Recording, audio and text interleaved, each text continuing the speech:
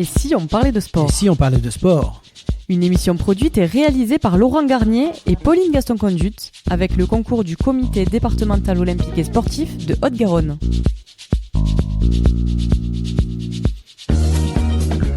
Bonjour à toutes et à tous, c'est la 69e émission de Et si on parlait de sport et nous sommes très heureux avec Laurent Garnier de vous accueillir pour vous parler de sport, mais surtout de donner la parole à ceux qui font le sport. Merci à nos partenaires, le Comité départemental olympique et sportif de Haute-Garonne, Profession Sport, Animation 31, Semper Connect et LG Consultant qui nous accompagnent toute l'année pour la réalisation de ces émissions. Et pour cette 69e émission, nous avons le plaisir d'accueillir Stéphane Legrand, qui est vice-président de la Ligue Moto Occitanie, Vadim Gergaud, qui est vice-président de la Ligue de Moto Occitanie et qui est chargé du collège éducatif et découvertes sportives, Tom Bessière, pilote, qui est pilote Team Honda, qui est champion du monde junior par équipe, Super Moto des Nations 2024 à Paris, et Nathalie Leclerc, présidente du comité UCEP 31 et conseillère pédagogique à l'éducation nationale. Bonjour à tous et à toutes et bienvenue dans cette émission. Au sommaire, mettez votre casque, enfilez vos gants, chaussez vos bottes et enfourchez votre moto pour aller à la découverte de la moto en Occitanie, une discipline dynamique qui attire de nombreux passionnés. Cette région, avec ses paysages variés allant des montagnes des Pyrénées aux plaines côtières, offre un terrain de jeu idéal pour les motards. Les sports moto en Occitanie englobent plusieurs disciplines telles que la course sur circuit, l'enduro, le motocross et le trial, chacune ayant ses adeptes et ses compétitions phares. Les circuits réputés comme celui d'Albi accueillent des événements majeurs qui attirent des pilotes de toute la France. L'Occitanie se distingue également par son soutien aux jeunes talents et son engagement pour un sport moto accessible à tous, y compris aux personnes en situation de handicap, grâce à ses initiatives comme le Handi Moto. En deuxième mi-temps, c'est leur entrée. Nous avons rendez-vous avec la 4e fédération sportive française qui compte 800 000 adhérents au niveau national. Et oui, nos bambins qui vont à l'école chaque année forment une fédération puissante en termes d'adhérents. L'Union sportive de l'enseignement du premier degré, c'est-à-dire l'UCEP, est la première base pour la révélation de nos sportifs de demain. Avec l'UCEP 31, le comité départemental de Haute-Garonne de la Fédération sportive scolaire de l'école publique, qui regroupe 55 associations et 6 900 adhérents en 2024, nous ferons un tour d'horizon de cette fédération, de ses actions et différentes initiatives. Pour en savoir plus, rendez-vous en deuxième mi-temps. Mais avant le coup d'envoi de cette 69e émission, place à l'avant-match et aux principaux résultats sportifs de la semaine. Et si on parlait de sport avant-match? Et oui, avec les principaux résultats sportifs de la semaine, Pauline. Oui, commençons avec le tir à l'arc et les championnats du monde à Mokris en Slovénie où Alicia Bomer et David Jackson décrochent l'or en arc nu par équipe au mondiaux de tir à l'arc 3D. Premier sacre pour Alicia Bomer. On passe à l'escalade avec la Coupe du Monde à Séoul. La Française Zélia Avezou a terminé sa saison de Coupe du Monde d'escalade par son tout premier podium sur ce circuit en prenant la 2e place. La Coupe du Monde d'escalade s'est conclue à Séoul dimanche avec une 4e place par contre pour Paul Jeft en difficulté. Passons au triathlon avec la Coupe du Monde qui s'est déroulée à Rome. Victoire de Yanis Seguin sur la Coupe du Monde de triathlon. Le Français enchaîne après sa médaille d'argent européenne. En golf, Aramco Team Série de Shenzhen, victoire de Céline Boutier, premier titre en 2024 pour la golfeuse tricolore. Quelques mots de tennis avec l'ATP 500 de Tokyo où Arthur Fils qui a sauvé une balle de match mardi dernier en finale contre Hugo Humbert. 5-7, 7-6, 6-3 a remporté l'ATP 500 de Tokyo, son 3e titre sur le circuit principal. On va faire un petit clin d'œil sur l'hippisme avec ce fameux arc de triomphe à Longchamp pour les passionnés d'équitation. Rosa Ryan sur Blue Stocking remporte le Grand Prix de l'Arc de Triomphe. Comme souvent, c'est un représentant des îles Britanniques qui s'est imposé dans le 103e prix de l'Arc de Triomphe, l'officieux championnat du monde des galopeurs. Et en BMX, parlons des championnats de France à Lemds, au Puy-de-Dôme. Arthur Pilar, champion d'Europe en titre, vice-champion du monde en 2023, a remporté vendredi dernier son premier titre de champion de France. Côté féminin, c'est Axel Etienne, 7e de la finale olympique en août, qui a remporté son 4e titre de championne de France. Et là, on s'envole pour le Canada avec le VTT en Coupe du Monde VTT Short Track à Mont-Sainte-Anne. Doublé tricolore, médaille d'or pour Victor Corezzi et l'argent pour Mathis Azaro. Chez les femmes, encore une belle performance de notre tricolore Loana Lecomte qui termine sur le podium avec une belle médaille d'argent. ce qui nous donne pour Victor Corezzi la victoire totale sur la Coupe du Monde 2024. Premier tricolore sacré depuis l'intronisation de ce nouveau format en 2022. On continue toujours en VTT, mais avec la descente. Marine Kabirou a remporté samedi la dernière manche de la Coupe du Monde de cette descente. Avec cette 9e victoire en Coupe du Monde, la Française termine à la 2e place du général. On terminera cette Coupe du Monde avec le cross-country. Loana Lecomte conclut sa saison 2024 de la plus belle des manières. La championne de France a remporté dimanche la dernière manche de la Coupe du Monde de cross-country. Et chez les hommes, le Français Mathis Azaro a pris la 2e place, seulement devancé par le champion du monde Alan Atterley, et Victor Corezzi, lui, est 3e. Passons au cyclisme sur route avec le Tour d'Émilie. 6 jours après son titre mondial à Zurich, Tadej Pogačar a remporté samedi dernier le Tour d'Émilie, disputé dans des conditions difficiles. Le Slovène s'est imposé en solo après une attaque à 37 km de l'arrivée et c'est sa 24e victoire de la saison. Chez les femmes, l'Italienne Elisa Longo Borghini s'est imposée pour la 4e fois. Elle a devancé 2 Françaises, Evita Music et Juliette Labousse. Toujours en cyclisme sur route, cette fois il s'agit des mondiaux de Gravel. Une semaine après avoir lâché son maillot arc-en-ciel sur route, le néerlandais Mathieu Van Der Poel est devenu champion du monde de Gravel dimanche dernier à Louvain en Belgique. Et enfin parlons du Paris Tour, médaillé de bronze dans la course en ligne des Jeux Olympiques de Paris 2024. Christophe Laporte s'est adjugé dimanche dernier la classique Paris Tour disputée dans des conditions boueuses en devançant le Tchèque Matías Vacek dans un sprint à 2. On passe du cyclisme sur route au basket avec l'Euroleague. Première journée, Monaco a dominé Milan 93-80 pour son entrée en lice jeudi dans l'Euroleague 2024-2026. L'Asvel par contre s'est effondré dans le Money Time jeudi à Belgrade face au Maccabi Tel Aviv 89-82 pour son entame en Euroleague. Pour le tout premier match de son histoire en Euroleague, vendredi soir à l'Adidas Arena, le Paris Basketball s'est incliné face à l'Étoile Rouge de Belgrade 77-80. Pareil que c'était un superbe show pour cette première de Paris Basketball. Il y avait aussi pour plus proche ici le National 1 4e journée à domicile. Le Stade Toulousain Basket s'est imposé 85-76 face à Lorient. Passons au handball avec la Liqui Moly League et la 5e journée. Toulouse a battu Créteil 37-30. Montpellier s'est lui imposé face à Aix-en-Provence 41-35. Nîmes n'a pu rien faire face au champion de France. Nantes s'est incliné 29-35. On passe au volley maintenant avec le Marmara Speak League. 2e journée, Montpellier s'est imposé en 5-7 face à Nice. Les Spacers de Toulouse se sont offert le scalp de Tours au bout de 5-7 accrochés. Narbonne, lui, s'est incliné à domicile devant l'AS Cannes et Tourcoing l'a emporté face à 7-1, 7-3. En Ligue féminine A, 2e journée, les volleyeuses des Béziers Angels ont perdu 3-7-1 samedi face à Marc-en-Barreuil pour leur premier déplacement de la saison. Passons au football féminin avec l'Arkema Première Ligue. Lors de la 3e journée, Lyon n'a laissé aucune chance à Montpellier en s'imposant 4-0 et reprend la tête du championnat grâce à sa différence de but. Alors en football, ce coup-ci, mais en Ligue des Champions, chez les hommes, en 2e journée, Brest poursuit son idylle avec la Ligue des Champions. Les Bretons ont réalisé un festival après la pause et se sont imposés 4-0 contre le RB Salzbourg. Le Paris Saint-Germain s'est incliné relativement logiquement sur la pelouse de l'Emirates Stadium à Arsenal 2-0. Les Lillois mettent fin à la série d'invincibilité de 36 matchs du Real de Madrid en s'imposant 1-0. Après avoir vaincu le FC Barcelone, Monaco s'en sort bien et arrache le nul à Zagreb 2-2.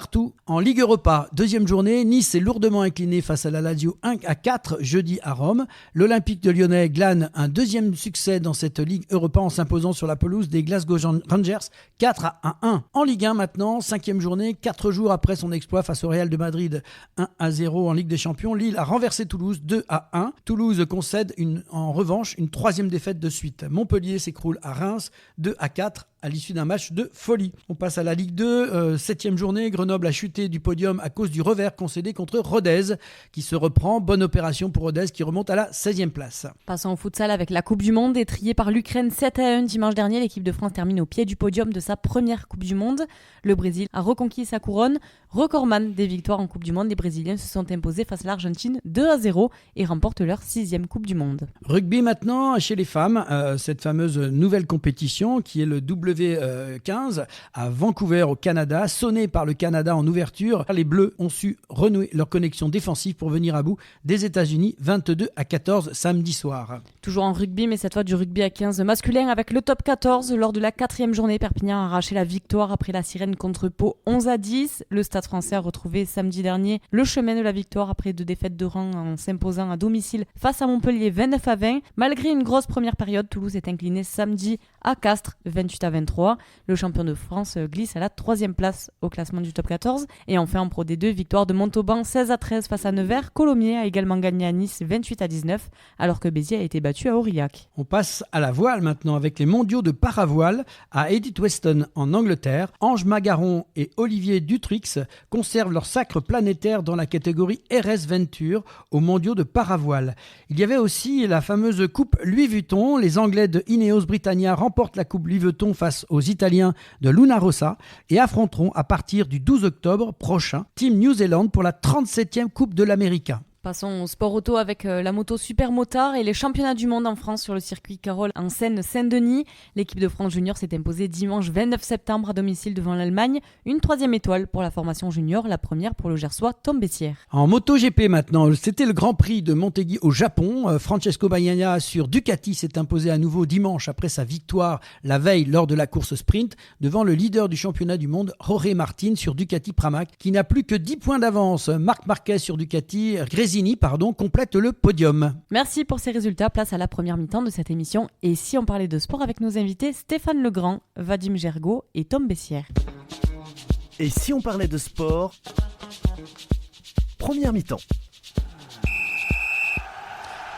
Et retour dans l'émission Et si on parlait de sport avec nos invités Stéphane Legrand, vice-président de la Ligue Moto Occitanie, Vadim Gergaud qui est vice-président collège éducatif et découverte sportive, Tom Bessières qui lui est pilote team Honda, champion du monde junior par équipe, Supermoto des Nations 2024 à Paris. Tout d'abord, merci d'avoir accepté notre invitation et pour commencer, pourriez-vous chacun vous présenter un petit mot pour dire qui vous êtes et votre parcours professionnel ou personnel? On va commencer par le vice-président Stéphane. Merci, bonsoir. Eh bien, je suis Stéphane Legrand, premier vice-président de la Ligue Moto Occitanie. Je suis élu depuis 3 ans, je pense, dans cette ligue et je m'implique dans le sport moto depuis une grosse dizaine d'années, en communication en particulier, puisque c'est mon activité professionnelle. Vadim. Donc moi, Gergaud Vadim, 40 ans. Je suis donc vice-président du collège éducatif et ça fait que quelques mois que je suis à ce poste-là. Donc tu t'occupes quand même des motos là. Des motos, du collège éducatif, donc promouvoir entre autres le sport motocyclisme chez les jeunes et les moins jeunes. Bonjour à tous, donc moi c'est Tom Bessières, j'ai 23 ans. Donc, comme vous l'avez si bien présenté, je suis pilote de Supermotard au sein d'une écurie officielle en roule pour Honda. Donc voilà, je fais du sport moto à titre professionnel depuis 4-5 ans maintenant, depuis ma sortie d'études. Donc voilà, on est ici pour parler de notre sport à titre régional et international. On va en parler dans quelques instants. On va commencer donc maintenant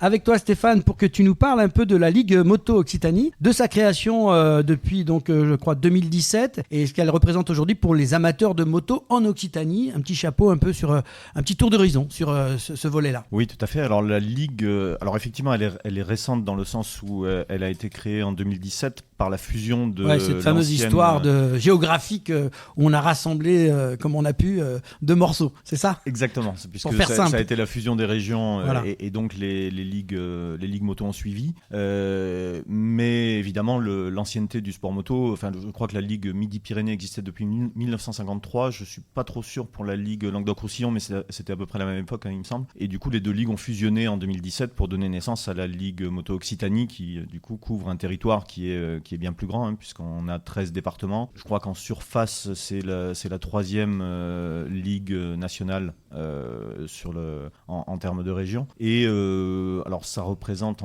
quasiment 9000 licenciés annuels, 125 clubs moto affiliés. Et donc, c'est une ligue qui est très forte, dans une région qui est en plus très active au niveau moto parce qu'on a une terre qui est très riche, très variée, et donc on a toutes les disciplines qui sont représentées, la vitesse, le motocross, l'enduro en particulier, le trial et le rallye routier tourisme. Donc c'est l'ensemble des disciplines qu'on couvre au niveau sportif, et donc c'est vraiment une ligue qui est très, très active.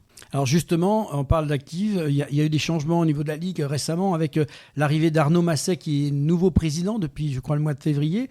Quelles sont les grandes lignes du projet de cette période 2024-2028 ? Parce que qui dit nouveau président dit bien sûr nouvelles idées, sans remettre en cause ce qui s'est passé avant, mais l'idée c'est quelles sont un peu les grandes lignes que vous proposez au niveau de la Ligue ? Alors, ce qui s'est passé avant, ça a été, il y a beaucoup d'énergie qui a été passée dans la fusion. Donc maintenant, il faut se tourner. Maintenant que ça c'est réussi, le projet d'Arnaud Masset, c'est vraiment d'essayer de dynamiser certains aspects. On le salue, il peut venir quand il veut dans l'émission. On sera bien content de le recevoir. Hein. D'accord. Et du coup, l'idée, c'est vraiment de renforcer les points qui ont été un peu laissés de côté au moment de la fusion, en particulier l'éducatif et la formation. C'est-à-dire qu'on a une ligue en fait qui a des championnats qui sont très forts, avec vraiment des pilotes qui ont un très bon niveau, et on pourra en reparler avec Vadim et avec Tom. Mais on pense qu'il faut maintenant dynamiser justement l'accueil des nouveaux pilotes, des jeunes en particulier, dans des conditions qui sont optimales au niveau de sécurité, de qualité d'accueil, etc. Donc la fédération met beaucoup d'énergie là-dedans, la fédération nationale. On essaie d'emboîter le pas de ces efforts-là et donc de mettre l'accent là-dessus. Donc on va consacrer beaucoup d'énergie, en particulier à l'éducatif et à la formation. Donc ça, c'est dans les grandes lignes. Alors justement, Vadim, tu es en charge, tu t'occupes, toi, du collège éducatif et des découvertes sportives. Est-ce que tu peux nous expliquer ce que ça veut dire ? Quels sont les projets ? Qu'est-ce que vous allez mettre en place ? Alors du coup, on est deux sur ce collège éducatif. Donc je ne suis pas tout seul. Le président, c'est Nicolas Cuguillère. Donc c'est un éducateur depuis plusieurs années. Nous, notre rôle au sein de ce collège éducatif, c'est de rendre accessible la pratique de la moto au plus grand nombre, notamment chez les jeunes. On a conscience que c'est un sport qui est onéreux et qui n'est pas évident, comme on dit, à mettre le premier pied sur le repose-pied. Donc nous, voilà, notre objectif, c'est de pouvoir augmenter le nombre de licenciés au sein de notre Ligue Occitanie, de donner envie aux enfants qui n'ont pas la possibilité de pouvoir pratiquer ce sport. Et du coup, on met des actions en place. Du moins, on va essayer de mettre des actions en place sur les 4 prochaines années. Avec, récemment, la Ligue donc, a loué une piste gonflable avec des motos. On a reçu à peu près 70 enfants sur cette journée de compétition. Alors, je te coupe. Ouais. On parle d'enfants, puisqu'on a à côté de nous, justement, une directrice qui va nous parler tout à l'heure des petits. Qu'est-ce que c'est que l'âge, à peu près ? On peut démarrer à quel âge ? Que ça intéresse les parents, quand même. Alors, l'âge, à partir de 6 ans. Ah oui.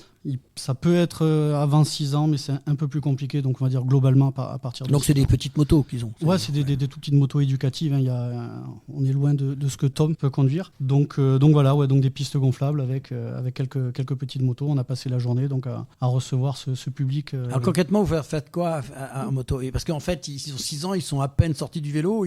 Ils montent sur un engin qui a un petit moteur. Ouais, entre 6 ans et plus. Ouais. Tout simplement une piste gonflable, donc l'équivalent d'un petit anneau. Et là, c'est vraiment de la découverte avec on accélère, on freine. Et pour le moment, ça reste comme ça. En plus de ça, on a mis en place des séances de démonstration pour les enfants qui ne sont pas encore titulaires des licences de compétition, où on vient créer une manche de découverte compétition avec toute l'effervescence qu'il va y avoir, donc à savoir le contrôle de la moto, le contrôle des équipements, et du coup une petite manche qui leur est dédiée au jour de la compétition. J'imagine que pour les parents, vous leur parlez bien sûr de sécurité, qu'on met un casque, qu'on met des gants. Toujours. Voilà, non, parce que je pense que c'est bien de le répéter un petit peu. On voit tellement de petites choses comme ça, c'est bien de leur dire que là, c'est obligatoire. C'est l'équipement de base pour un motard, quoi. C'est ça, donc casque, gants, genouillères, coudières. Voilà, donc ils sont équipés et c'est le b.a.-ba quand on monte sur une moto, on a cette conscience-là. Alors justement, Stéphane, comment la Ligue Moto Occitanie compte renforcer l'encadrement et la formation des nouveaux pilotes là ? On va monter un petit gamme un petit peu au-dessus, là c'est plus à l'âge des 6 ans, mais c'est un peu au-dessus, et notamment en termes d'éducation, de sécurité et de respect des règles de conduite, parce que tout ça c'est un ensemble.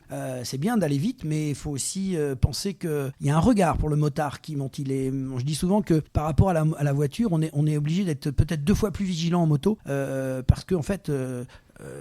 on n'a pas d'encadrement, nous. On se retrouve. Donc, je pense que c'est important d'avoir des précisions là-dessus. Alors, il y a beaucoup d'aspects.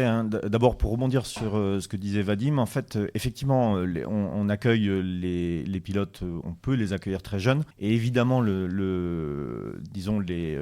toute la sécurité dépend de l'âge aussi des pilotes. Et donc, il y a le risque, en fait, est maîtrisé à chaque âge. Il y a beaucoup d'efforts qui sont faits sur la sécurité. Alors, à tous les niveaux, que ce soit au niveau national ou au niveau des régulations, puisqu'on est quand même dans une activité sportive qui est extrêmement régulée. régulé, et donc on a des obligations pour chaque manifestation, évidemment, et on a des équipements qui sont de plus en plus adaptés, en particulier les airbags maintenant qui deviennent obligatoires en vitesse, qui vont devenir obligatoires bientôt sur des activités de tout-terrain aussi, et donc l'équipement s'améliore tout le temps. Et ça, alors c'est plutôt du côté formation, tous les bénévoles qui encadrent ces activités sont de mieux en mieux formés aussi pour les risques, pour éviter les risques aux pilotes, en particulier avec les drapeaux, la signalisation, ce qu'on appelle les flash tracks maintenant, qui sont des dispositifs lumineux puissants qui permettent aussi de pallier à des problèmes de signalisation avec les drapeaux, des choses comme ça. Donc on a beaucoup d'efforts sur la sécurité avec des budgets importants et de la formation à tous les niveaux. Vadim, tu voulais ajouter un petit mot? Ouais, en gros c'est ça. Chaque discipline, donc que ça soit la moto de vitesse, le motocross, le trial, chaque discipline a ce qu'on appelle une RTS, règle technique sécurité, et donc en gros dans lequel il y a tout un protocole à respecter en fonction de la discipline pratiquée. Donc ça, c'est pour assurer effectivement aussi les parents qui voudraient vous confier les enfants. Et on parle de moto, on a toujours un peu des appréhensions, souvent même chez les mamans. Donc c'est bien de les rassurer par rapport à ce que vous dites. Si je peux ajouter un mot, on a, alors sur la Ligue, je pense on a plusieurs dizaines d'éducateurs qui sont des éducateurs agréés. Donc je crois qu'on est de l'ordre de 60, mais qu'on a une soixantaine d'éducateurs. 30 à 40 écoles moto qui sont agréées par la FFM. Et ça, c'est aussi un des objectifs du mandat à venir, c'est-à-dire vraiment coordonner encore mieux ces éducateurs, ces écoles, pour que l'accueil soit le meilleur possible et que la sécurité des pilotes soit vraiment la meilleure possible aussi. Alors, j'ai lu aussi qu'en termes d'innovation, vous pensiez à l'introduction de motos électriques pour les écoles. Quelles sont vos attentes et vos ambitions dans cette initiative? C'est-à-dire qu'il n'y a plus de bruit, c'est la moto silencieuse? Alors, je sais, j'ai vraiment bien conscience que c'est extrêmement controversé, la moto électrique. Mais bon, il faut de toute façon y passer. La moto électrique, elle est déjà présente en compétition depuis au moins 2 ans, je pense, dans tous les règlements. C'est assez spectaculaire finalement, parce qu'effectivement c'est extrêmement efficace sans faire de bruit. Alors ça a des avantages et des inconvénients. C'est vrai que le bruit fait partie de l'ambiance du sport mécanique, ça c'est très clair. Par contre, ça résout aussi beaucoup de problèmes d'environnement et de voisinage, et donc on essaie vraiment de mettre l'accent là-dessus. Et donc la Ligue peut jouer un rôle dans ce cadre-là en mettant à disposition de certaines écoles moto des motos électriques pour encourager l'apprentissage sur ces nouveaux bolides. Alors justement, vous semblez, c'est un peu dans les objectifs du programme que vous nous avez présenté, c'est répondre aux enjeux sociaux actuels, notamment en matière de respect de l'environnement, accueil de nouveaux publics. Vous avez des idées à nous donner, un petit peu des options à nous donner? Alors ça, c'est vraiment une orientation. Alors on a eu les élections au niveau de la Ligue en début d'année. Il y a eu les élections fédérales là il y a 2-3 semaines. Donc avec un nouveau comité directeur, le président a été reconduit, donc Sébastien Poirier. Et il y a vraiment une grosse impulsion de la Fédé de moto pour que le sport motocycliste soit un sport citoyen. Et donc évidemment il y a pas mal d'aspects à ça. Ça veut dire qu'il faut évidemment se mettre à la page en termes de respect de l'environnement, mais d'accueil des publics aussi. En particulier, il y a beaucoup d'efforts qui sont faits sur la féminisation du sport, puisque c'est quand même un sport qui est essentiellement masculin jusque-là. Alors, il y a vraiment de très belles initiatives. On a des pilotes féminines qui sont très bonnes, mais pas assez. On a de plus en plus de représentation féminine au sein des instances fédérales maintenant et à venir à la Ligue. Et donc tout ça, c'est des gros efforts. On a des projets aussi pour accueillir des publics moins favorisés au sein d'activités. Alors, en particulier dans la région, on a pas mal de circuits et d'écoles qui offrent vraiment des possibilités très intéressantes. Le circuit de Daniel Pêcheur à Toulouse, par exemple, est quand même un circuit urbain avec qui on a des projets pour développer des choses. Et donc pour accueillir des publics qui sont à la fois des jeunes, des publics défavorisés, des femmes, et pour essayer de faire découvrir le sport moto à un maximum de gens. On a aussi des pilotes handicapés qui roulent.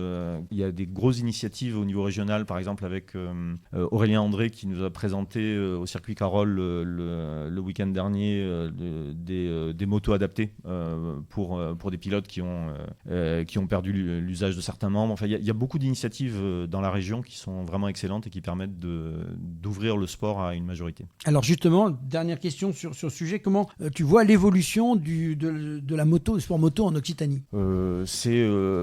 Alors, l'évolution du sport moto, on essaie toujours. Alors, il y a une saine émulation entre les ligues régionales. On aime dire qu'on va essayer d'être la plus forte des ligues régionales. On le dit avec beaucoup d'humilité dans un sens. On connaît les autres régions. Chaque région a ses attraits. On est quand même une région très très forte et donc on va essayer de développer le nombre de licenciés, de maintenir le niveau de nos championnats qui sont excellents. On a un championnat régional qui est très très bon avec des pilotes de très haut niveau. On a des championnats, un trophée Pyrénées et un trophée Méditerranée qui sont excellents aussi. En motocross, on a finalement un des premiers championnats de vitesse régionaux qui a donné l'exemple à d'autres régions. Donc on va essayer de soutenir tout ça et d'accueillir des nouveaux licenciés aussi. Donc je pense que c'est augmenter le nombre de licenciés globalement dans le respect de tous les publics qu'on peut accueillir et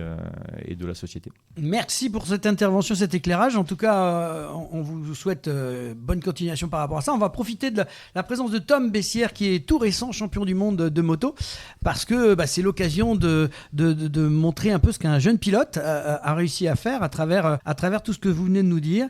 Tom, bonjour. Bonjour, merci de m'accueillir. Et félicitations pour cette victoire au championnat du monde, Super Motard Junior. On est très content de t'accueillir ici. Est-ce que tu peux revenir un peu sur ce week-end de compétition sur le circuit Carole et nous dire ce que ça représente pour toi de porter les couleurs de l'équipe de France ? Bien sûr, sans souci. Alors effectivement, on a eu le Super Moto des Nations qui s'est déroulé il y a 2 semaines au circuit Carole. Donc pour moi, une première expérience sur ce niveau-là en Super Moto des Nations, une première sélection pour moi en équipe junior. Donc dans un premier temps, très heureux au moment de l'annonce des participants de faire partie de la liste de Sébastien Bonal. Donc ça a été franchement pour moi quelque chose de grand. Parce que on va porter les couleurs de la France, c'est quelque chose qui est quand même assez important pour un pilote, parce que quand on commence la moto, on a forcément le rêve de devenir champion un jour. Donc voilà, c'est quelque chose c'est un événement qui permet de concrétiser ça. En plus de ça, porter les couleurs de la France en France, c'était vraiment quelque chose d'incroyable. Donc le week-end a été quand même assez spécial. C'est une ambiance qui est toute particulière. On a beaucoup de public qui viennent pour nous encourager. On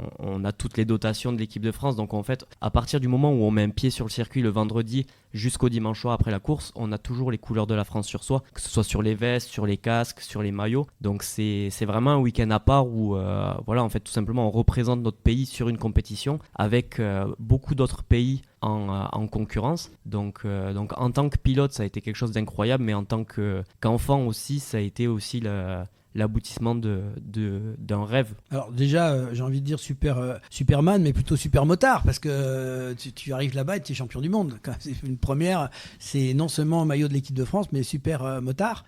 Bravo. J'ai lu que quand même tu avais eu des moments assez difficiles notamment avec l'accident d'un de tes coéquipiers pendant la course. Comment tu as géré cet événement et retrouvé surtout une concentration maximale pour aller gagner le dimanche ? Alors, pour placer un petit peu de contexte, il faut savoir que la course du week-end est sectionnée en 2 parties. On a la partie du samedi où en fait c'est une journée de qualification où on a chacun... Comme les grands en Formule 1 ou en Grand Prix, c'est ça, qualif et compète le lendemain. Exactement, et en fait on est 3 pilotes de chaque catégorie à s'aligner, et effectivement au moment de la course du capitaine donc de Team Zalai, sa première course il se fait percuter par un concurrent et il se relève avec un pied cassé. Donc voilà, il a terminé sa course dans les conditions dans lesquelles il a pu faire. Ça a été très compliqué. Chapeau. Alexis et moi ensuite on a chacun remporté dans nos catégories nos courses qualificatives. Donc effectivement ça a été quand même assez particulier d'un point de vue mental, parce que c'est une course d'équipe, donc c'est une course qu'on doit réaliser à 3 pour obtenir le moins de points possible. Donc effectivement on s'est retrouvé plus qu'à 2. Donc mentalement ça a été quand même assez difficile, dans le sens où on est un collectif, on a un membre du collectif qui s'en va, parce qu'à ce moment-là, Tim était parti à l'hôpital. On savait pas exactement quelles étaient ses conditions de santé, quelles allaient être les conditions pour demain aussi pour la course, parce que la journée du samedi ne compte pas pour les points, c'est à partir du dimanche que tout se joue. Donc voilà, on était un petit peu dans le flou. Donc ça a été surtout le rôle de l'équipe de France de nous mettre dans de bonnes conditions. Donc là, je remercie vraiment énormément Sébastien Bonal, Caroline Castillo, toute l'équipe, en fait, même la kiné, qui ont pu nous mettre en fait dans une certaine bulle où voilà, on était dans notre monde, on était concentré sur nos objectifs, sur la stratégie de course, et donc voilà, ça a été une grande aide entre guillemets mentale. Alors justement, tu as remporté quand même toutes les manches, faut le dire, le dimanche. Donc tu as mis au niveau points, ça a été important. Et comment tu as vécu ces courses et quel moment a été le plus marquant pour toi, à part en fait de passer la ligne d'arrivée, j'imagine? Alors ouais, effectivement, j'ai remporté mes 2 courses dans ma catégorie, donc ça a été quelque chose qui a été quand même assez incroyable pour moi. Encore une fois, ça a été un rôle d'équipe, notamment au niveau de l'équipe de France qui, comme je l'ai dit, ont pu nous mettre dans de bonnes conditions juste avant la course, de nous laisser nous préparer dans notre bulle. Donc voilà, c'est pas un exploit, on va dire, individuel. C'est vraiment tout l'encadrement autour qui a permis de réaliser ça. Et pour moi, le meilleur souvenir de cette compétition-là, ça a été au moment de la dernière course, donc où Tim et moi étions sur la ligne de départ.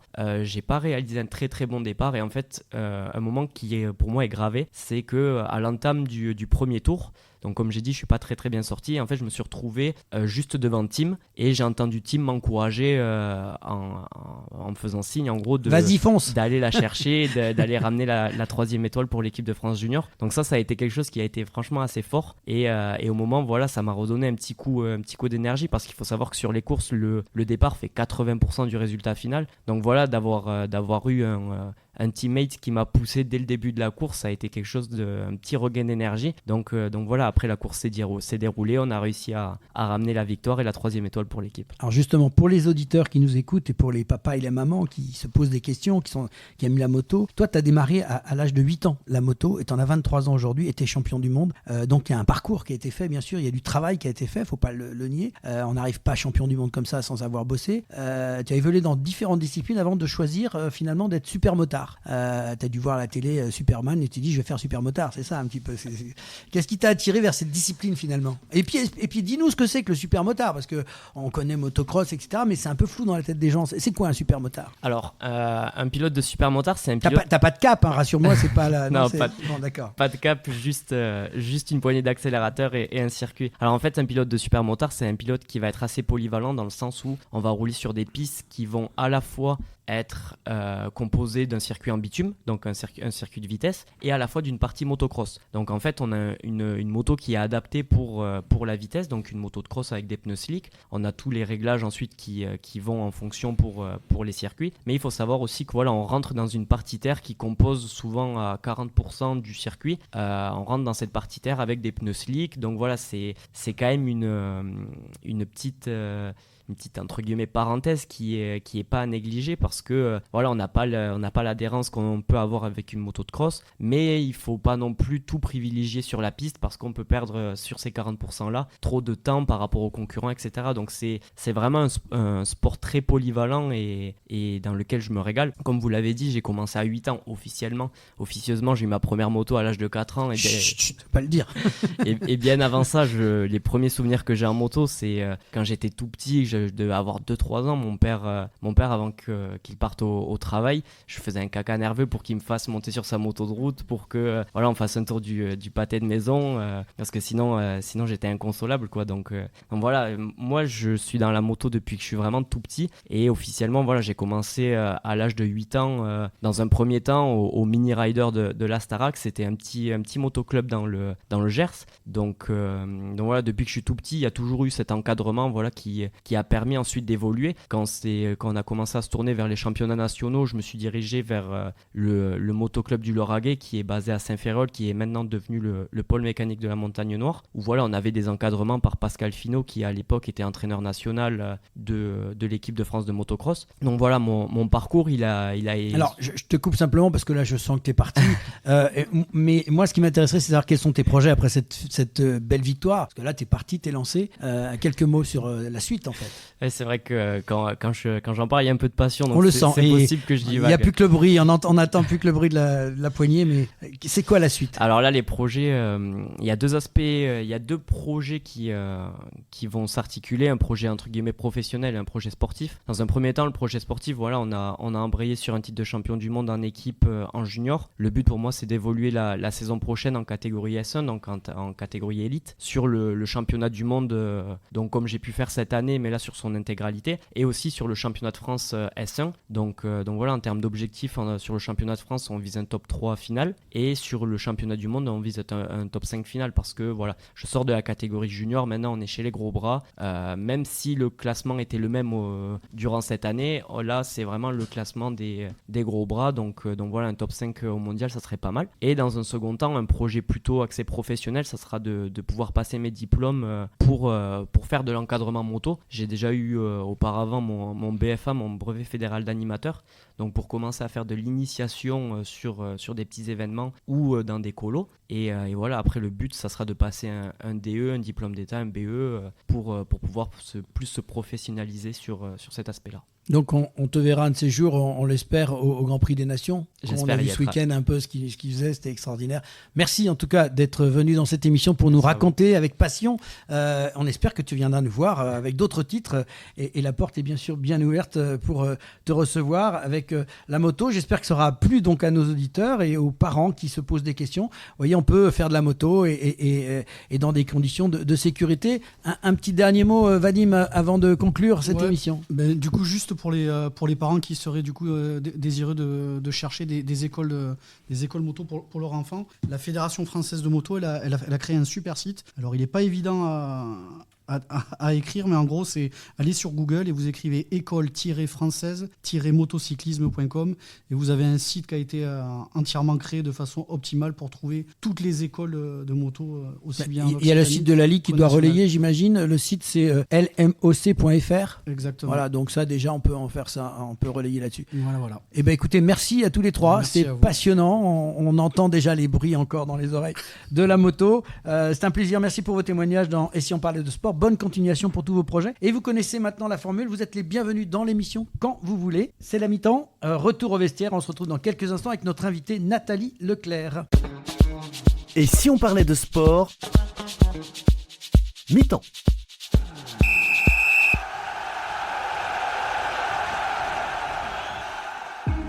Passionné de sport, vous souhaitez participer à son développement sur le territoire de la Haute-Garonne ? Alors ne cherchez plus. Le comité départemental olympique et sportif de la Haute-Garonne est là pour vous. Notre passion commune, l'excellence sportive et l'olympisme. Le CDOS 31 accompagne les comités départementaux et les clubs dans leur développement. Par des formations adaptées aux bénévoles salariés pour développer leurs compétences, par l'organisation de multiples manifestations sportives dans lesquelles vous pouvez être intégré, à travers la mise à disposition de volontaires en service civique. Alors contactez le comité départemental olympique et sportif de la Haute-Garonne dès maintenant par mail contact@cdos31.org ou au 05 62 24 19 02. Ensemble, faisons briller la Haute-Garonne à travers le sport. Jeudi 28 novembre, et si on dialoguait sport ? Retrouvons-nous à Dialogue Sport pour un grand débat sur des thématiques sportives essentielles. Environnement, inclusion, formation, sport, entreprise et santé, et un bilan des Jeux olympiques et paralympiques. Toutes les informations sur sportivité.fr.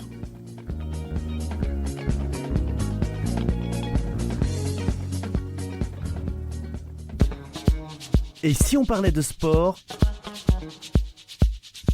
deuxième mi-temps. Retour dans l'émission Et si on parlait de sport, nous sommes ravis d'accueillir Nathalie Leclerc, présidente du comité UCEP 31 et conseillère pédagogique à l'éducation nationale. Bonjour. Bonjour, merci de m'accueillir. Alors pour commencer, est-ce que vous pourriez vous présenter en quelques mots et nous parler de votre parcours ? Alors, donc je suis conseillère pédagogique. J'ai la mission éducation physique et sportive auprès des écoles. Je travaille dans une circonscription auprès d'une inspectrice.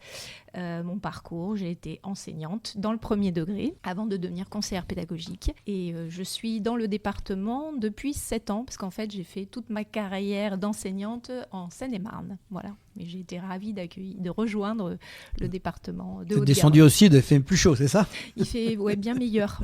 La lumière est bien plus belle. Alors, comme je l'ai dit, vous êtes présidente du comité UICEP 31. Est-ce que vous pouvez nous présenter en quelques mots ce qu'est justement l'UICEP 31 et son rôle dans le paysage sportif et éducatif?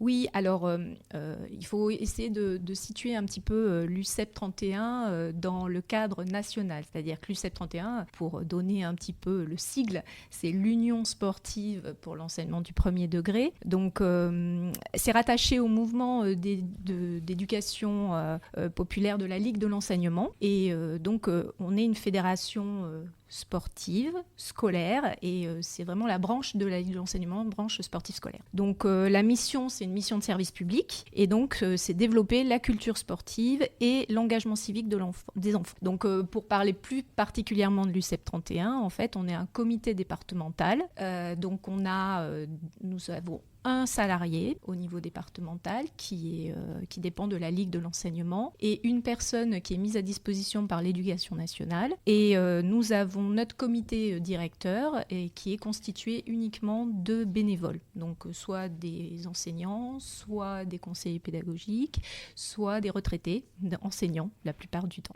Donc notre rôle, c'est d'organiser des rencontres sportives à destination des enfants sur tous les temps éducatifs, que ce soit scolaire ou périscolaire ou extrascolaire. Et alors l'UICEP 31 fédère 55 associations avec 6900 adhérents cette année. Comment parvenez-vous à mobiliser autant d'écoles et d'enfants? Alors déjà, c'est des données qui sont à relativiser par rapport à la taille du territoire et par rapport au nombre d'écoles, parce que c'est vrai que ça paraît beaucoup comme ça, mais en fait, rapporté à tous ces éléments, ça fait pas autant que ça. Toutefois, en fait, nous avons eu la possibilité d'augmenter nos adhésions. Alors, on a bénéficié des années Covid. C'est-à-dire que pendant les années Covid, il fallait maintenir un petit peu le lien avec les écoles et puis permettre aux enfants aussi de maintenir l'activité physique. Et donc, on a diffusé énormément de ressources pendant ces années-là. Et ça a permis de nous faire connaître auprès d'un plus grand nombre. Donc ça nous a permis d'augmenter. Diffuser de ressources, concrètement, c'était quoi? Alors en fait, par des sites, par mail, on envoyait des ressources avec des défis à réaliser par les enfants. Ils faisaient ça à la maison en fait? Et ils faisaient ça à la maison. D'accord, voilà. Ça explique la manière dont vous avez... Voilà, de communiquer. Après, on était connus déjà, mais plutôt sur le hors-temps scolaire. Donc c'est vrai qu'on a eu, petit à petit, le hors-temps scolaire, avec la réforme des rythmes scolaires, on avait un petit peu moins de disponibilité des enseignants. Donc on a basculé un petit peu plus sur le temps scolaire. Et ce qui permet de mobiliser, de fédérer un petit peu plus d'écoles, un petit peu plus d'enseignants et donc d'adhésion, c'est qu'on a quand même des projets qui s'appuient sur l'éducation physique et sportive et qui sont autour de disciplines sportives très variées. On est sur du multisport à l'UICEP, donc on propose énormément de disciplines sportives. On propose donc ces rencontres sportives, mais on propose aussi des formations pour les enseignants. On propose du matériel à toutes les classes adhérentes qui s'engagent dans nos projets. On propose donc les ressources, comme je disais tout à l'heure, et qu'on continue. Des interventions en classe grâce au partenariat avec les différents comités départementaux. Et puis des spectacles sportifs aussi, on peut proposer des places pour aller voir des matchs aux différentes classes qui sont inscrites au projet. Et alors on a parlé de l'UICEP 31, mais au niveau national, l'UICEP compte 800 000 adhérents et se positionne comme la 4e fédération sportive. Comment est-ce que vous expliquez ce succès? Alors, d'abord, je pense que vraiment l'UICEP, c'est une fédération sportive qui sait s'adapter aux évolutions de l'école. Donc ça, c'est vraiment important. Le projet sportif et associatif, il est complémentaire de l'éducation physique et sportive et place vraiment l'enfant au centre sur tous les temps éducatifs, comme je disais tout à l'heure. Et son succès, ça tient au fait qu'elle offre des rencontres sportives qui sont accessibles à tous. Donc ça, c'est vraiment sa marque. Et elle développe évidemment toutes les valeurs valeurs et permet aux élèves, aux enfants de vivre en acte des valeurs telles que le partage, le respect, l'inclusion. Et ça, c'est vraiment sa marque de fabrique. Après, je dirais que ce qui contribue encore à son succès, c'est que c'est vraiment une fédération qui est dynamique, qui cherche toujours l'innovation. Et donc, ça permet de produire toujours plus de ressources, toujours nouvelles, et de les diffuser au niveau départemental. Juste pour préciser, l'UCEP, c'est de quel âge à quel âge ? On touche les enfants de quel âge ? Alors, c'est vraiment les enfants de la maternelle jusqu'au CM2. Et elle se distingue de... Alors, c'est l'avant l'UNSS. C'est pour ça que je voulais une précision. Voilà, l'UNSS est connu, et peut-être un petit peu plus connu, quoique. Mais on est différent de l'UNSS. Alors, pourquoi on est différent ? Parce qu'on touche effectivement des enfants qui sont plus jeunes. Et on est différent aussi parce que notre organisation est différente. C'est-à-dire que les professeurs de PS, ils ont eu la mission de développer l'association sportive, et ça fait partie de leur mission. Les professeurs du premier degré, il faut qu'ils fassent preuve de volontariat. C'est pas des profs de gym. Ce ne sont pas des profs de PS, non. Effectivement, ce sont des enseignants. On dit EPS, oui, voilà, ce sont. Oui, excusez-moi, je suis obligée. Non, c'est la vieille. C'est ce qu'on disait à l'époque, prof de gym. Oui. On reste encore dans l'éducation physique et sportive. C'est important. Oui, non, je prends la note. Et c'est vrai que eux, ils sont polyvalents. Les enseignants du premier degré, ils sont polyvalents. Ils font de l'EPS, mais des maths, du français, de l'histoire, de la géographie, etc., etc. Donc en fait, s'ils veulent s'engager dans l'UCEP, s'ils veulent développer une association, il faut qu'ils fassent preuve de volontariat. Alors que les professeurs de PS, ils ont des heures qui sont dévolues au développement de l'association UNSS et aux activités. C'est des super profs. On va dire que ce sont des super profs. Bien évidemment, je ne dirais pas le contraire. Et alors, vous organisez des rencontres sportives tout au long de l'année pour les élèves de la petite section au CM2, comme on vient de le dire. Est-ce que vous pouvez nous parler de l'importance de ces événements pour les enfants ? Alors, déjà, il faut savoir qu'une rencontre sportive, c'est important pour les enfants parce que c'est un moment où on sort de l'école la plupart du temps, pas toujours, notamment pendant les années Covid, on a beaucoup fait à l'intérieur de l'école, mais c'est vrai qu'on sort de l'école, on rencontre plein d'autres copains, c'est important. Et puis ce qui est important aussi, c'est qu'ils préparent ces rencontres sportives. Donc ça veut dire que pendant plusieurs semaines, ils vont travailler autour de ces rencontres sportives. Alors, ils vont développer des apprentissages autour des apprentissages moteurs pour pouvoir progresser dans l'activité physique que l'on propose. Ils vont travailler en classe sur la culture de cette activité, connaître les règles, si on est sur un sport collectif, connaître son histoire. Ils vont travailler sur les différents rôles sociaux que peut développer l'activité physique. Si on joue au handball, par exemple, oui, il faut connaître les règles. On va avoir des arbitres, on va avoir des juges de ligne, on va avoir peut-être des coachs, on va avoir des enfants qui vont jouer différents rôles. Donc, ils se préparent à ces rôles-là. Et puis, ils peuvent rencontrer des sportifs aussi de haut niveau. On propose aussi des rencontres avec des sportifs de haut niveau pendant la rencontre.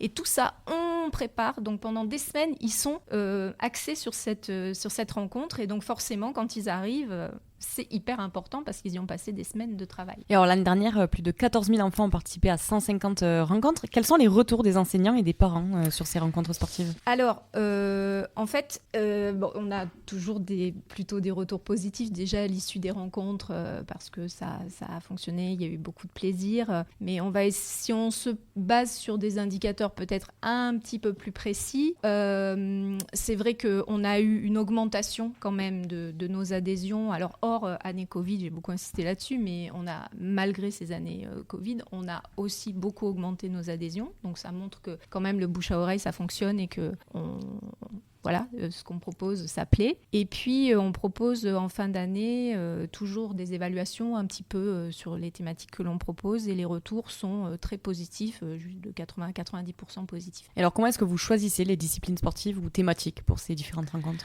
Alors, les différentes thématiques, ça va être en fonction déjà de l'actualité sportive. Par exemple, quand il y a eu la Coupe du Monde de rugby, on a eu des activités autour de Scola Rugby. On a beaucoup proposé. Évidemment, les Jeux Olympiques ont été propices à proposer énormément de rencontres à ce sujet.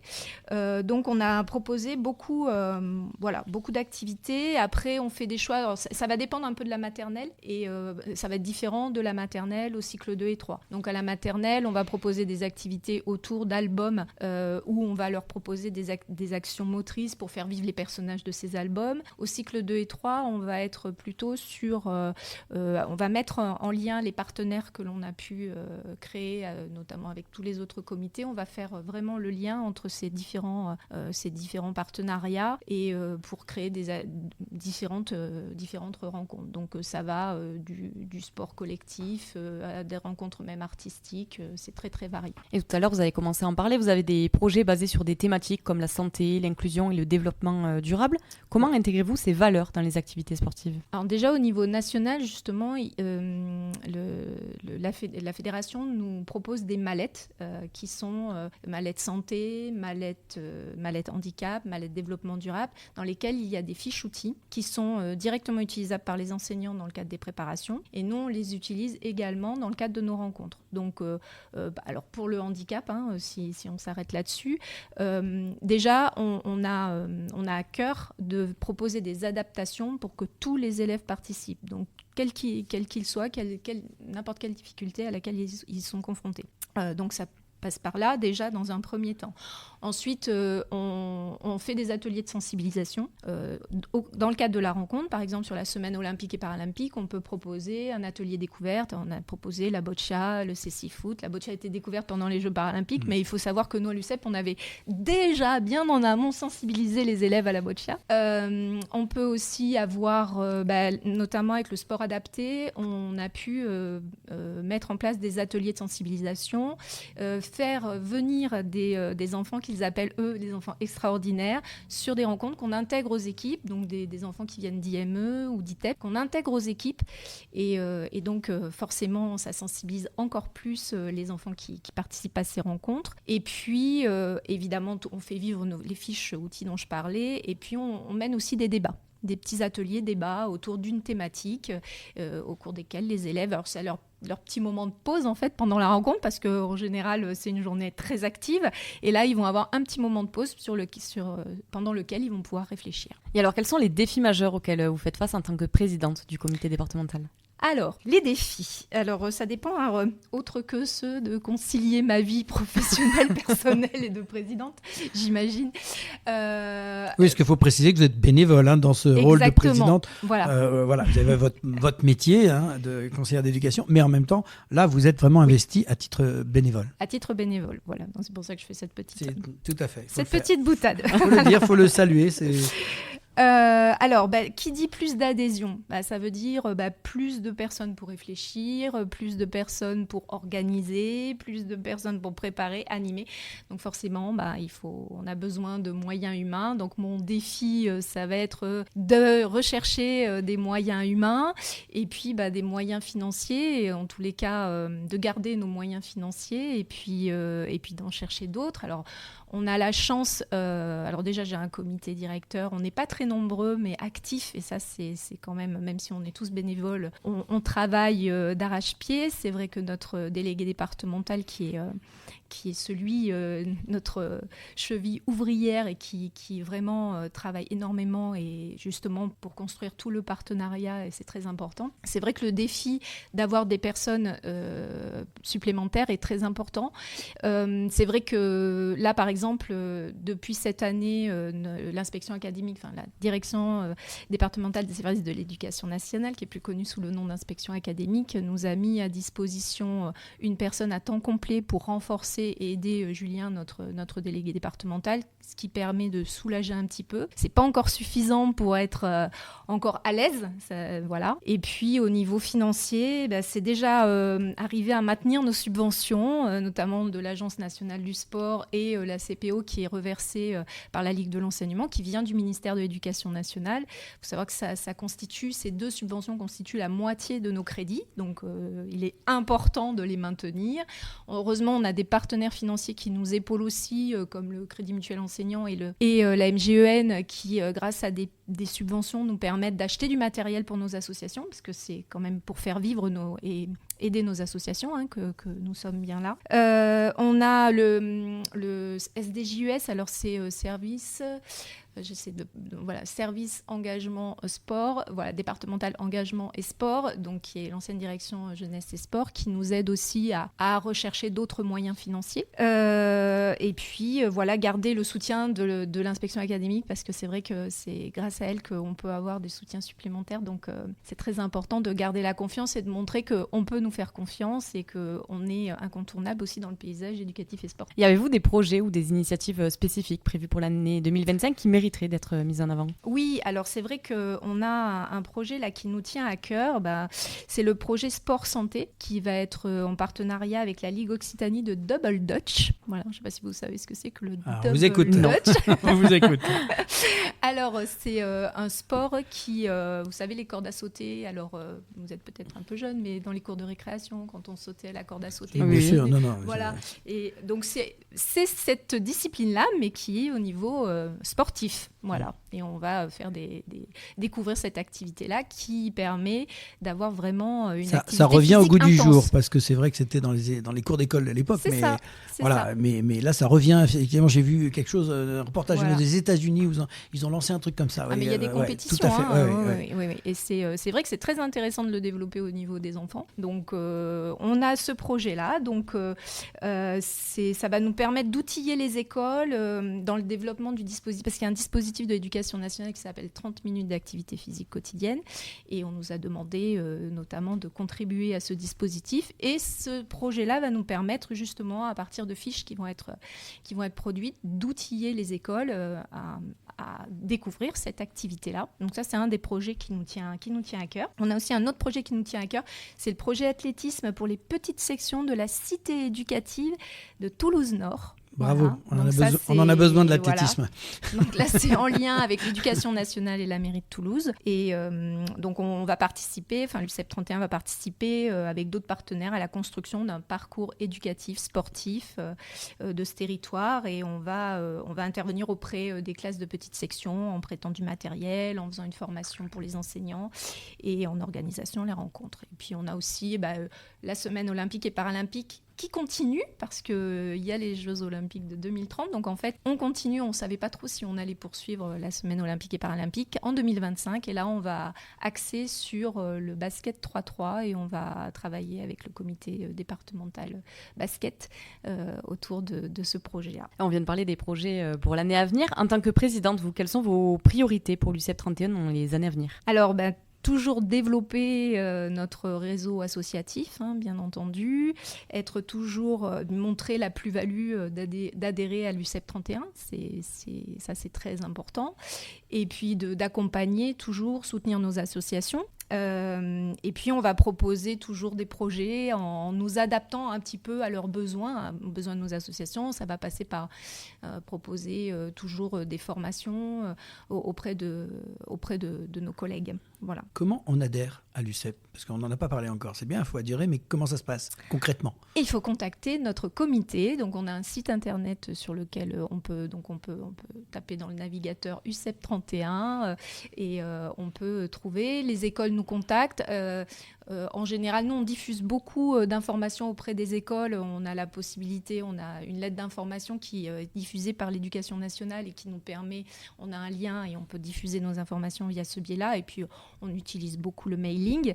Mais c'est vrai que les écoles peuvent nous contacter, bien entendu, pour adhérer à notre comité, bien entendu. Et vous pouvez passer et si on parlait de sport aussi, comme ça, on et fait en passer plus, le on message. a la chance, voilà. Donc, on espère que ça va être suivi des faits, bien entendu. Et pour conclure cet échange, quel message aimeriez-vous transmettre aux enseignants et aux parents concernant l'importance de l'éducation sportive? Alors, déjà, l'activité physique, tout le monde, je crois, a conscience que c'est un enjeu majeur de santé, bien entendu. Alors après, c'est vrai que il suffit pas de le dire pour que tout le monde continue à en faire de manière régulière et sans se décourager. Donc, je crois que l'éducation sportive, c'est ce qui permet de trouver l'activité physique qui nous correspond, dans laquelle on peut s'épanouir, avoir du bien-être. Et puis, je crois que c'est vraiment important. Et ça passe par proposer justement des activités diversifiées. c'est justement ça l'intérêt. C'est que justement, en proposant des activités physiques diversifiées, là je m'adresse peut-être plutôt aux enseignants, de faire découvrir ça aux enfants, ça leur permet peut-être, et de revenir sur qu'est-ce qu'on apprend, comment on peut progresser dans cette activité, en découvrir plein, mais c'est ce qui va permettre aux enfants de trouver peut-être celle qui leur correspond le mieux. Et puis surtout, prendre du plaisir, encourager, accompagner, faire vivre des spectacles sportifs, des matchs, aller au match, là c'est plutôt pour les parents, mais aller au match avec son enfant, ça permet aussi de donner envie. Un grand merci Nathalie pour cet entretien et bonne continuation pour l'ensemble de vos initiatives. Merci beaucoup à vous. Comme on a l'habitude de le dire, vous êtes la bienvenue dans l'émission quand vous voulez. Et tout de suite, place à la prolongation avec le quiz. Et si on parlait de sport, la prolongation.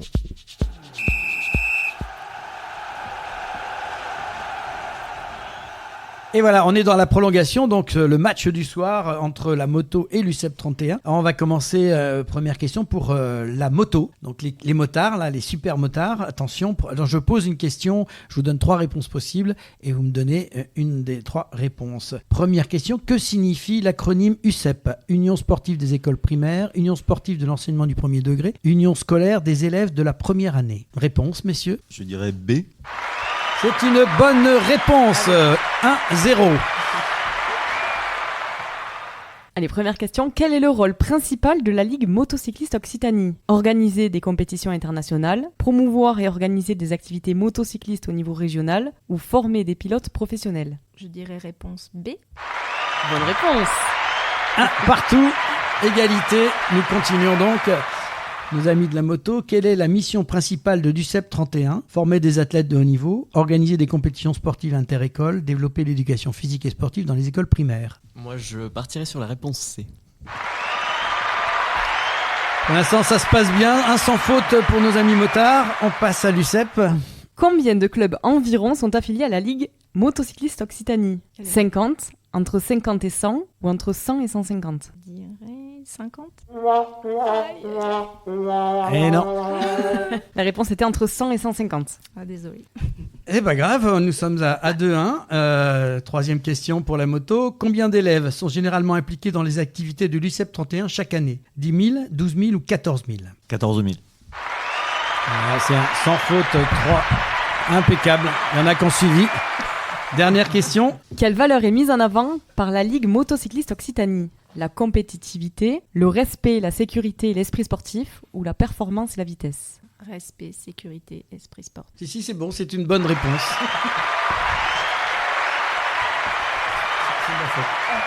Alors, on va être fair play, hein, on va être fair play. De 1, on va quand même poser la question subsidiaire. On remet tout dans une, comme on dit. Hein. Alors attention, on sent les... Alors, je vais donner la question et je vais répondre. Je vais donner 3 réponses, mais par contre, c'est le premier qui tape et qui parle. Hein, on est bien d'accord. Quelle était la particularité des médailles olympiques de Paris 2024? Net, j'ai pas le dû, mais c'est bon. Si tu l'as. Elle contenait un morceau de la Tour Eiffel. Bravo. Et oui, sur le fil, ce qu'on appelle la victoire finale. Bravo à l'USAP qui s'est bien repris sur cette dernière question. Du coup, égalité. Et du coup, c'est bon. Bravo. Bravo sur cette compétition. Merci pour votre participation à tous. Merci. C'est la fin du match et tout de suite l'agenda de la semaine avec les grands rendez-vous sportifs. Et si on parlait de sport? Fin du match. Et c'est la fin du match de cette 69e émission avec les grands rendez-vous de la semaine dans l'agenda des sportifs. Et on va commencer avec le mardi 8 octobre, du basket avec la Nationale 1, Stade Toulousain, les Sables Vendée. Et le jeudi 10 octobre en football, Ligue des Nations, 3e journée, Israël-France. Le vendredi 11 octobre, du rugby avec la Pro D2, Oyonnax affrontera Colomiers, Montauban affrontera Aurillac et Béziers se déplacera à Nevers. Et du 11 au 13 octobre, judo avec le Grand Slam de Abu Dhabi aux Émirats Arabes Unis. Le samedi 12 octobre, ça va être riche en sport avec du volley et la Liga féminine. Béziers affrontera Venelle, la Marmara Spike League, Paris affrontera Montpellier, Sète se déplacera à Nice et Narbonne ira jouer à Tourcoing. Et en rugby pour le top 14, Pau affrontera Castres, Montpellier recevra Vannes et Perpignan ira à Bordeaux-Bègles. Toulouse recevra Clermont. Et en cyclisme, Tour de Lombardie en Italie. Du football avec l'Arkema Première Ligue féminine où Montpellier affrontera Strasbourg. Et en basket pour la division 2, Toulouse féminin handball affrontera Celles-sur-Belle-Mélois en Poitou. Et on passe au dimanche 13 octobre avec basket, la boulangère Wonder League. L'Asvel